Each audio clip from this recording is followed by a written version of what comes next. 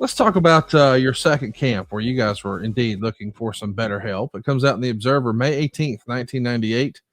The WWF is doing another camp this week under Dory Funk. Among those at the camp are Solify Fatu, Mike Tierney, John Tenta, Paul Silva, Aaron O'Grady, Vic Grimes, Sean Stasiak, Matt Bloom, Andrew Martin, George Phillips, Emery Hale, David Heath, Darren Drozdoff, and Dan Severt.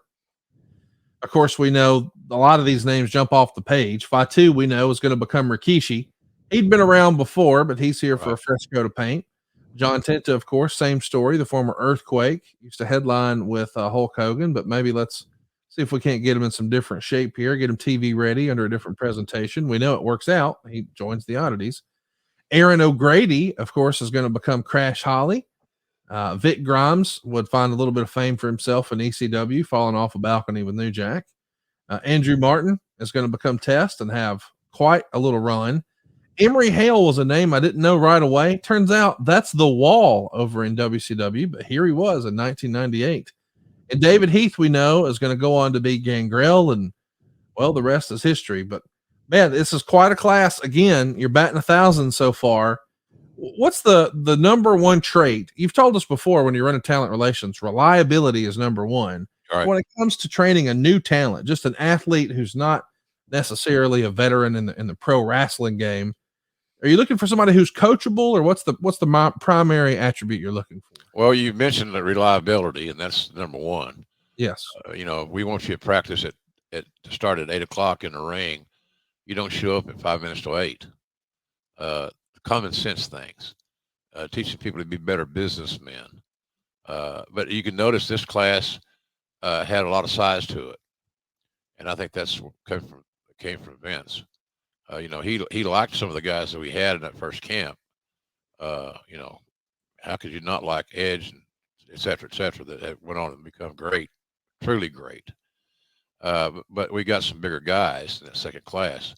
A lot of those guys you mentioned were huge, 300-pound range, or 6'6", that kind of thing. And so that was always Vince's caveat: size. Simply put it this way: Vince loved guys that if they walked in an airport, heads would turn. So that could be their physique, that could be their height, that could be their weight. Some guys just exuded charisma. So like Dwayne Johnson. He turned heads wherever he went. He turned heads the day I was recruiting him at the little cafe, that little Cuban cafe, when every woman in the restaurant came over to see if we needed something more to drink. And I told this story in some of my one-man shows that, God Almighty, they didn't even work there. They saw him and saw this 6'5", 270-pound handsome guy. They just wanted to get another step closer to him. And the guys that are in that restaurant, Conrad, they knew who I was from TV all those years, but they hadn't seen Rock. But they're curious. So they'd come over and talk to me, but be looking at him because they're wrestling fans. And they looked at this new guy as, boy, this kid's he's got something, there's something here. I like the way this guy looks. And of course the women had their own motives, but it gave you a good thumbnail sketch into the little telescope into their personalities, or what their personalities could be. So, but a lot of those guys you mentioned, I'm sure that if I look back on it, a guy like Fatu had so much charisma, still does. He's a hell of a nice guy. Got his own thing going, and he had amazing agility for somebody his size. Same thing we said about Yokozuna, except Fatu was not as big.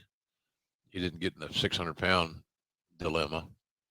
So we got bigger in that next class at the insistence of the chairman.